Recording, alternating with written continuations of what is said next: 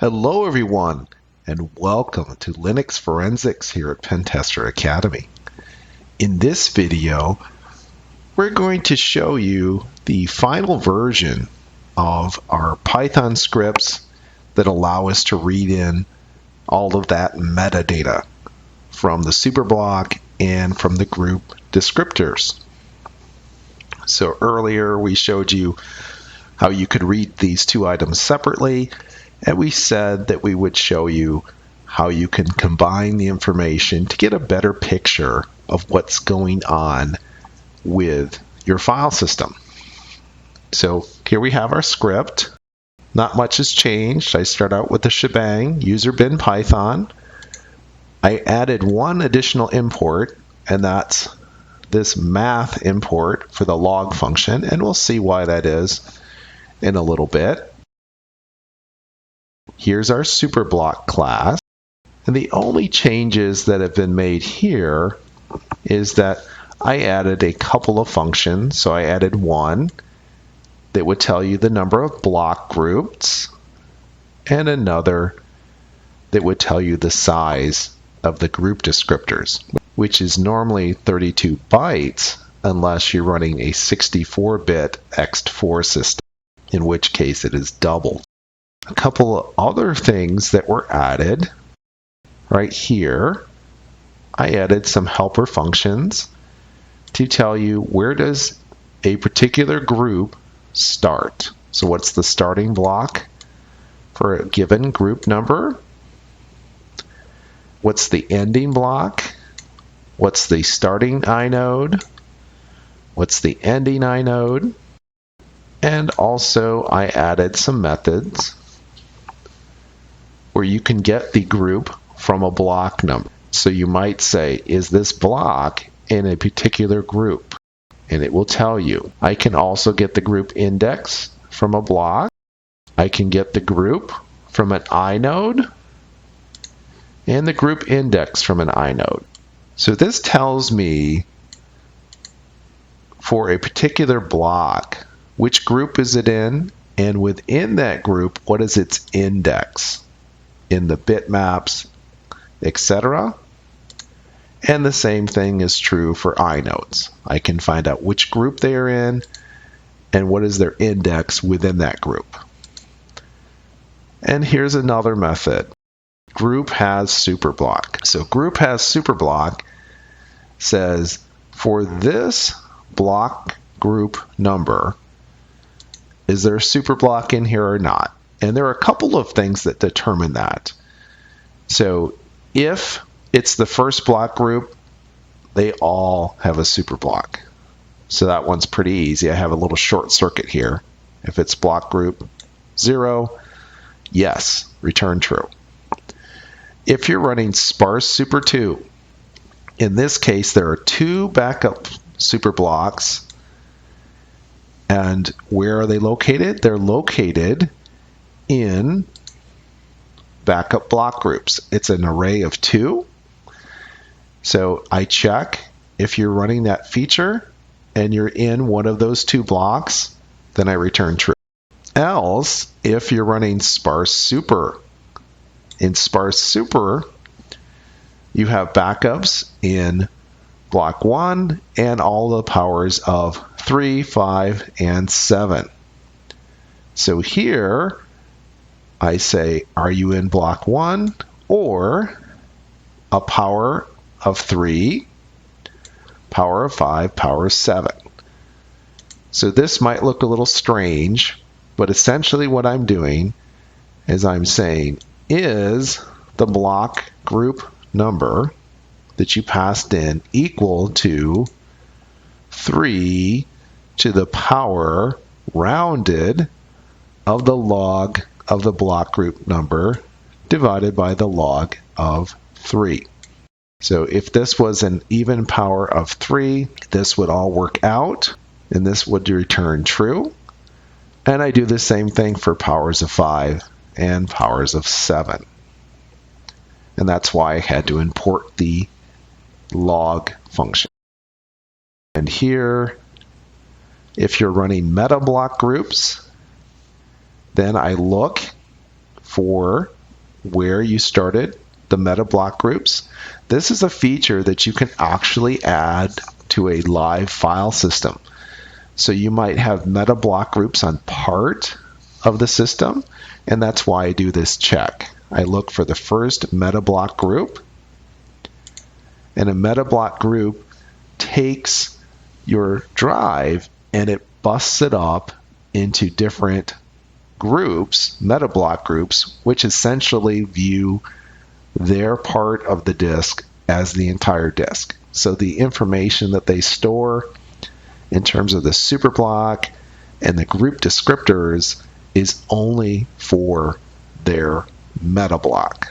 If you're running this, then I will determine where the backups are stored. It's stored in the first and the last two of each meta group. And that's what I'm determining here. Otherwise, if I've gotten this far and you're running meta block groups, then you have the default, which is every single group has a superblock and group descriptors. Here I have my group descriptor class, no changes here. And I've added an extended group descriptor class, which takes as an input a block group descriptor and a superblock and a block group number. And here I take all of this information and I combine it. So I store the block group number, start and end blocks, start and end inodes, the flags, free inodes, and you will see several places where I said if this is wide. If I'm running 64-bit mode, the block group descriptor is larger, and I have to adjust my values using information stored in the second half of the descriptor. So all of this is pretty basic. And then here I develop the layout. So I create a list, initialize it to be empty, and I keep track of the non-data blocks. And I have an adjustment factor in case I have flexible block groups. So a flexible block group will take several groups and combine them into a flexible block. So how does that work? What that does is the superblock and the group descriptors and the bitmaps and the inode tables are all together in the first block group in the flexible block. What this allows is it allows you to have contiguous files if you have a large file.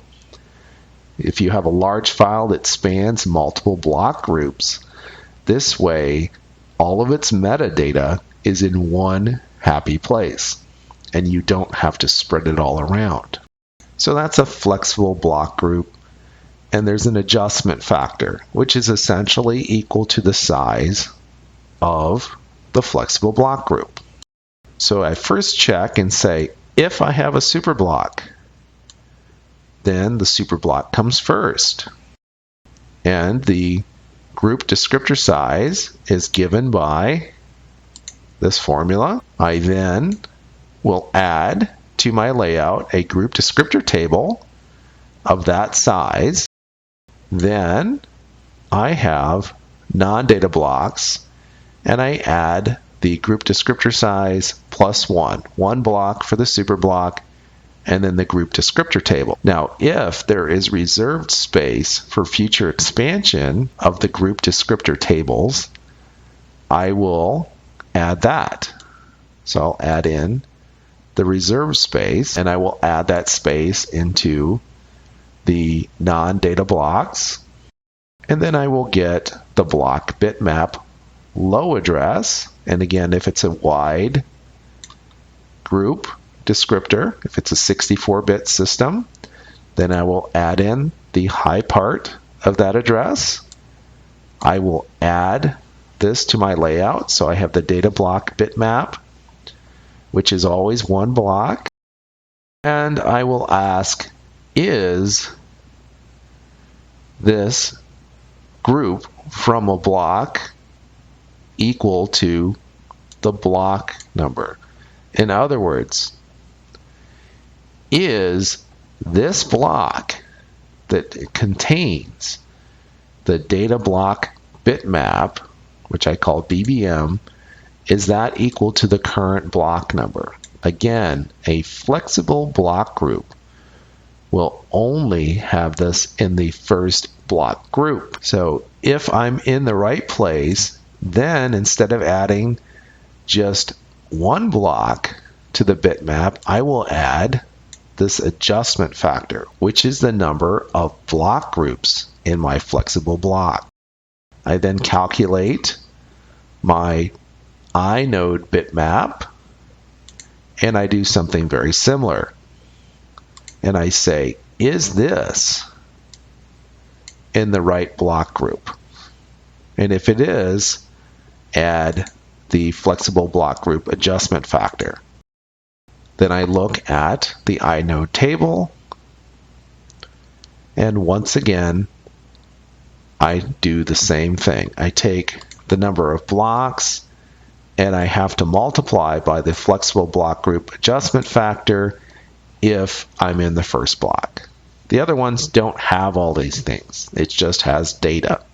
That's pretty much that. And then my pretty print function. I go through here and I just print out the basic information for each block group. Then I will tell you about the layout, and then I tell you about free space, directories, and some checksums. Now, in some earlier videos, I said that the sleuth kit wasn't up to date, and one of the things, it only gives you this checksum. It will not give you these second two checksums if they exist. So now, if I look at my main method, the main method hasn't really changed. The only thing it changed is I went from an ext metadata class, which used to use plain old block groups, and now it uses the extended one. So if you look here, you will see that it gets my superblock, and it will get the block group descriptors, and then it will create a list of the extended block group descriptors, and it's pretty much the same otherwise. Well, that's all for this video. As always, if you're enjoying these videos here at Pen Tester Academy, please tell a friend. We'll see you soon.